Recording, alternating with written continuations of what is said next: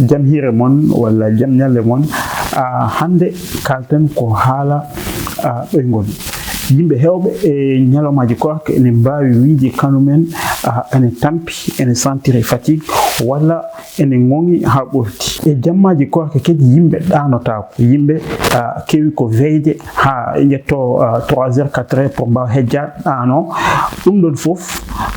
yimɓe continue e toon e veille en même temps ene continue ñamde holon danger woni e jooɗade jamma foof ɗanaki en même temps ene ñama kadi so fini subaka yi hoore mum ronka concentrade ronka wadde hunde par ce que ko tampi ronka concentrade kadi par ce que kanum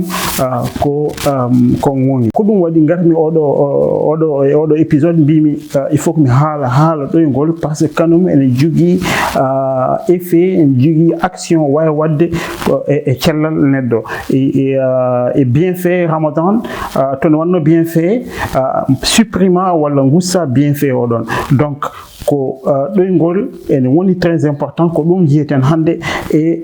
oɗo épisode min fuɗɗa ndeɗo yewtere il faut gandon ɗoygol ko hollum ɗoygol waɗi ko cycle uji kala cycle ƴettata ko 1h30 ha 2h du temps et kala cycle ene waɗi ko wiyete sommeil lent et sommeil paradoxal e nder sommeil lent kanum walla neɗɗo ha récupère tampere muɗum et sommeil tampere ɓandu le sommeil paradoxal noon kanum wallatma récupéra la fatigue psychique au cours de ɗum ɗo sommeil paradoxal ko ndena waɗata processus de mémorisation e nder lewru korko noon oɗo cycle est perturbé ko perturbiɗo no fewi parce que en récupère ta fatigue physique ni fatigue psychique ko ɗum waɗi neɗɗo nder journée o wima ene gongi walla wima kanum ene tampi sibu ɗum e nder ramadan ɗoygol ene retardi seeɗa en même temps heure sommeil ene famdi ha ɓurti ɗum ɗon ko yimɓe ɓe mbaɗi noon ko yimɓe ɓe jogui oɗon comportement oɗon mode de vie ɓe adoptat pendant le mois de ramadan basen yejjidi kadi aspect ñamde wonde ñamde des plats qui sont très copieux et jammaji korka très tardivement bien sûr je parle ene wawi perturbude de manière qualitative walla quantitative du sommeil on perturbe le sommeil de manière qualitative walla quantitative côté qualité est ce que ma heb le sommeil le vrai sommeil ma ɗano no fotirni et quantitatif est ce que ma heb temps poɗɗo puisque ano ka weyɗo ko juuti donc ma ɗano ma leel ɗanade mbiyen yimɓe finoɓe yawɓe finde donc ɓen ma ji sommeil mabɓe ene aussi donc ene waɗi qualité ene waɗi quantité donc ñamde certains plats ji très copieux comme mbiyen aussi yimɓe ne ñama maaro e liɗɗi walla maafe ceebu sos c'est très lourd c'est très copieux donc ɗum ɗon ene wawi perturbude le sommeil donc ɗum ɗon foof jogade perturbation sommeil muɗum ɗoygol muɗum ene wawi cause des problèmes pour la santé du jeûneur hay concentration ene wawi augmentude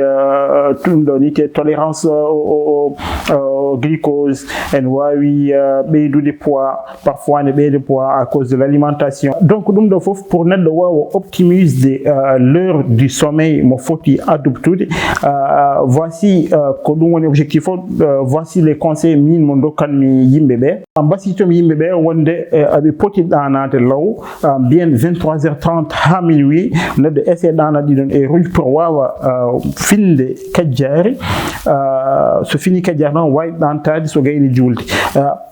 pourquoi neɗɗo foti ɗanade law parce que sommeil réparateur woni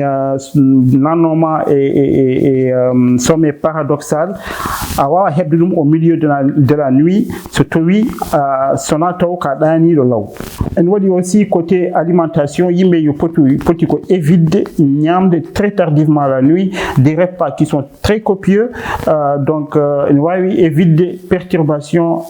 du sommeil donc évitons tout ce qui est plat ji tedduɗi parce que ne wawi perturbude sommeil oɗon poti évide aussi l'activité physique intensive parce que il est prouvé que l'activité intensive avant on favorise le sommeil, on perturbe le sommeil, donc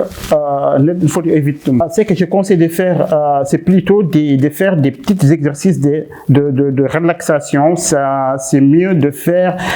des exercices physiques qui sont intensifs. Ma adonne problème pour pendant la journée des petites siestes de 45 minutes ou d'1 heure du temps, récupérer des sommeil mo pertinda hasinko sed et c'est réparer de sed